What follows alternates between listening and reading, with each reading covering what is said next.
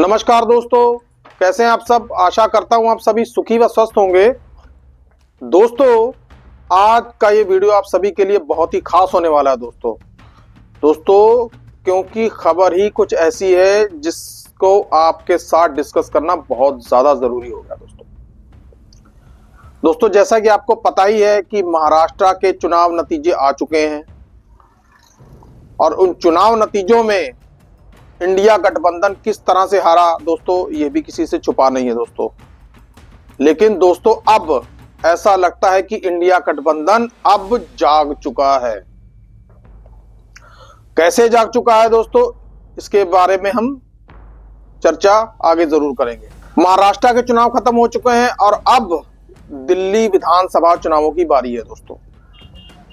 दिल्ली विधानसभा चुनावों में अरविंद केजरीवाल ने अपनी पूरी तरह से जान लगाई हुई है दोस्तों, जी जान से जुटे हुए हैं दोस्तों। लगातार प्रेस कॉन्फ्रेंसेस कर रहे हैं, पब्लिक मीटिंग्स कर रहे हैं दोस्तों। यहां तक कि उन्होंने जो महाराष्ट्र और हरियाणा के चुनावों में हुआ उससे सबक लेते हुए सारा डाटा वो इकट्ठा कर रहे हैं दोस्तों, और चुनाव आयोग से भी मिल रहे हैं दोस्तों।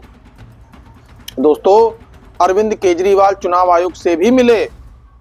क्या कहा उन्होंने, ये हम बाद में बताएंगे दोस्तों। लेकिन दोस्तों, सबसे पहले बात ये शुरू करेंगे कि आखिरकार अब इंडिया गठबंधन कौन सा स्टेप लेने जा रहा है दोस्तों। बात मंगलवार रात की है दोस्तों। शरद पवार एनसीपी के नेता, ये जो मुखिया हैं दोस्तों, उनके घर पे एक सीक्रेट मीटिंग हुई। वहां पर अरविंद केजरीवाल, एनसीपी नेता शरद पवार, उनकी बेटी सुप्रिया सुले और कांग्रेस की तरफ से भी अभिषेक मनु सिंघवी, जो सुप्रीम कोर्ट के मशहूर वकील हैं दोस्तों, और साथ के साथ कांग्रेस के राज्यसभा सांसद भी।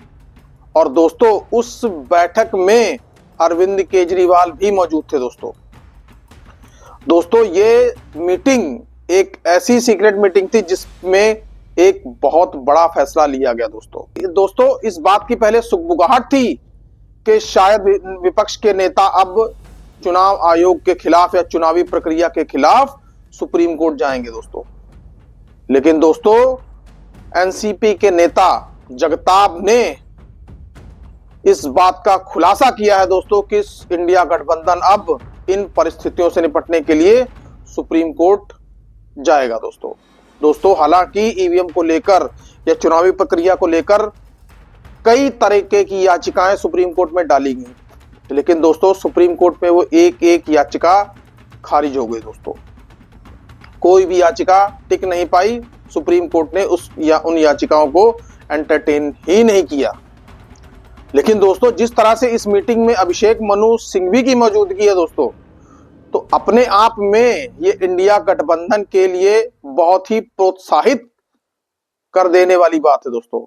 शायद ऐसा लगता है कि अब अभिषेक मनु सिंघवी इंडिया गठबंधन चुनाव आयोग के खिलाफ या ईवीएम के खिलाफ सुप्रीम कोर्ट में जो उन्होंने केस करना है दोस्तों, अभिषेक मनु सिंघवी उसको लीड करेंगे दोस्तों।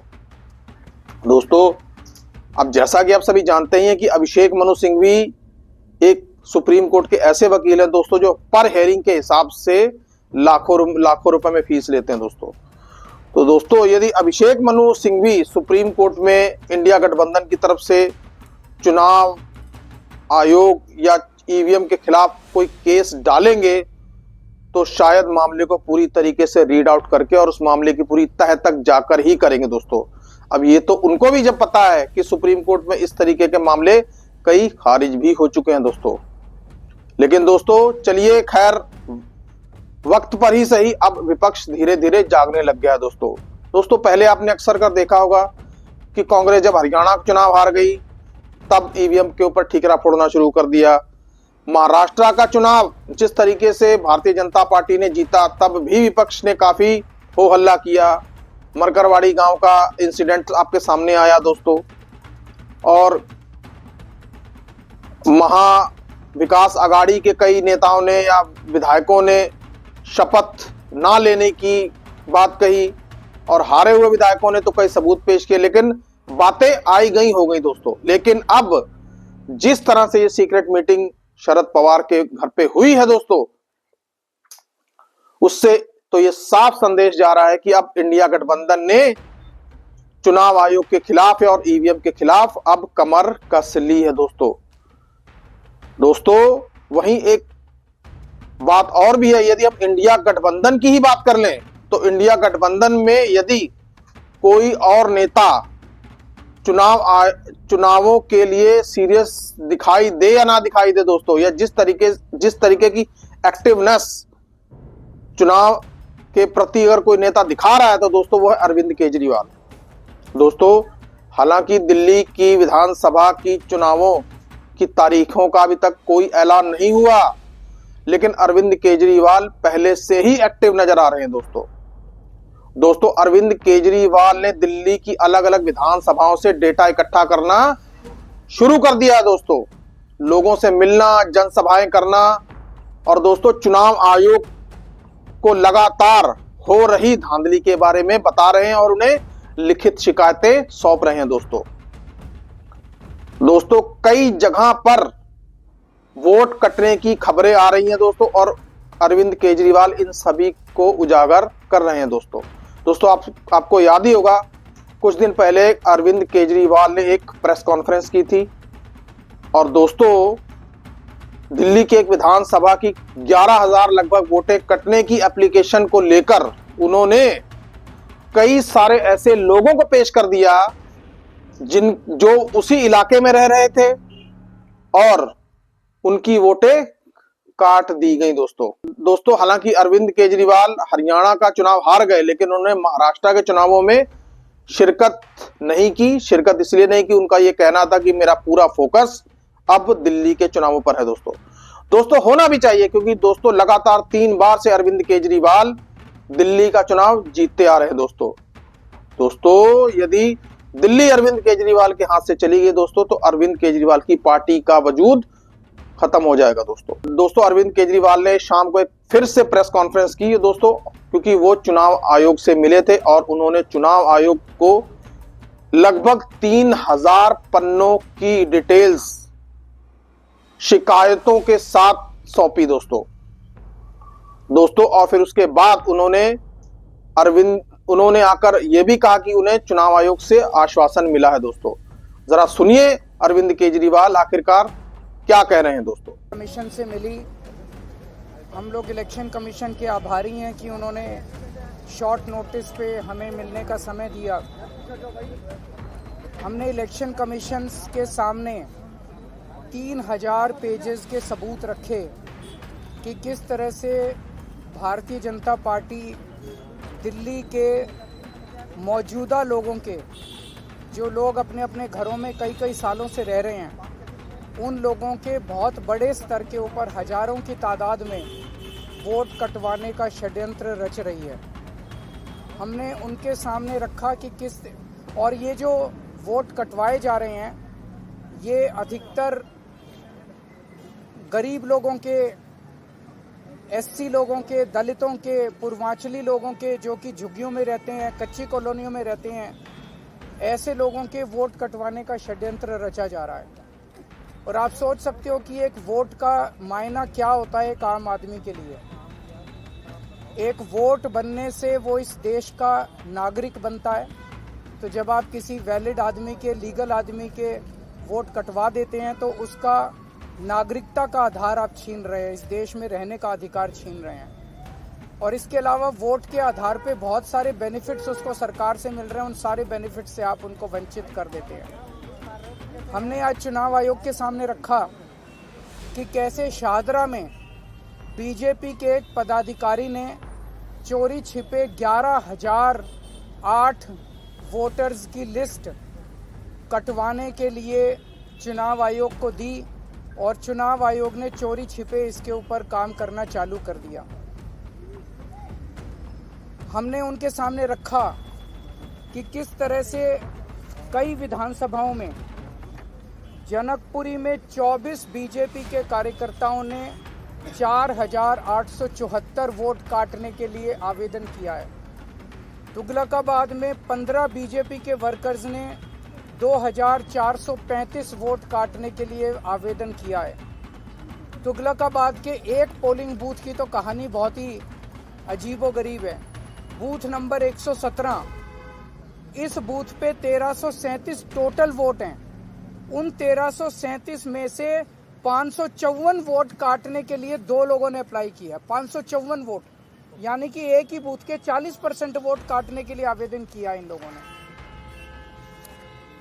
पालम में 9 बीजेपी के कार्यकर्ताओं ने 1641 वोट काटने का आवेदन किया है। राजौरी गार्डन में 6 बीजेपी के कार्यकर्ताओं ने 571 वोट काटने का आवेदन किया है। हरिनगर में 4 बीजेपी के कार्यकर्ताओं ने 637 वोट काटने का आवेदन किया है। करावल नगर में 2 कार्यकर्ताओं ने 3260 वोट काटने का आवेदन किया है। मुस्तफाबाद में एक ही व्यक्ति ने 534 वोट काटने का आवेदन किया है। हमारी मांग थी कि ये मास डिलीशन बंद किया जाए। अभी समरी रिवीजन चुनाव आयोग ने किया है, मास डिलीशन बंद किया जाए और जिन जिन लोगों ने इस किस्म के आवेदन किए हैं उनके खिलाफ एफआईआर दर्ज की जाए।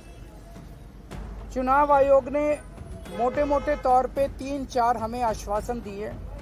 एक तो ये कि कोई मास डिलीशन अब चुनाव के पहले नहीं किया जाएगा।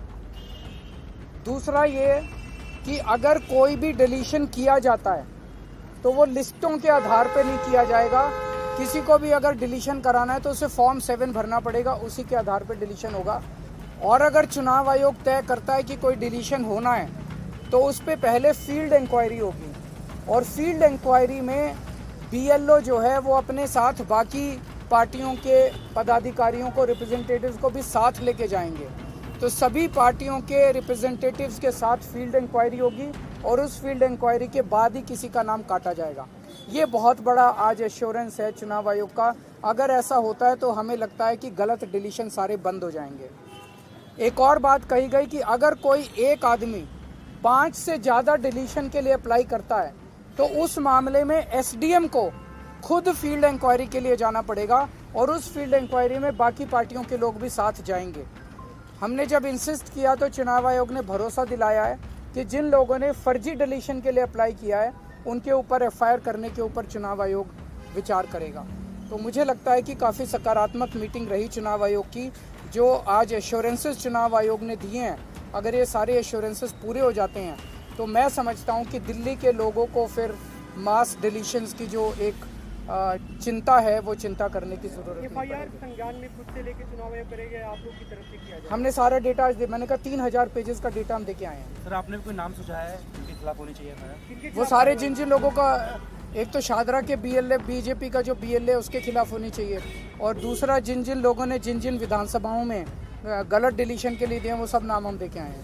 सुप्रीम कोर्ट में जो जाने वाले हैं पवार, ये दिल्ली वाला मसला भी आप उसको सुप्रीम कोर्ट में ऐड करेंगे? किसमें? ये डिलीशन वाला जो मुद्दा है कल जो बातचीत हुई थी कि सुप्रीम कोर्ट में जाया जाएगा, महाराष्ट्र में जो हुआ वो उसमें ये वाला इंक्लूड है, ये नहीं। सर, आज आपने फिर से क्लियर किया कि दिल्ली में गठबंधन नहीं होगा, बस नहीं होगा। तो दोस्तों, आपने अरविंद केजरीवाल को सुना। अरविंद केजरीवाल पहले से ही चुनावी मोड में नजर आ रहे हैं दोस्तों। ऐसा लग रहा है कि जैसे दिल्ली में चुनाव आयोग ने तारीखें घोषित कर दी हो दोस्तों।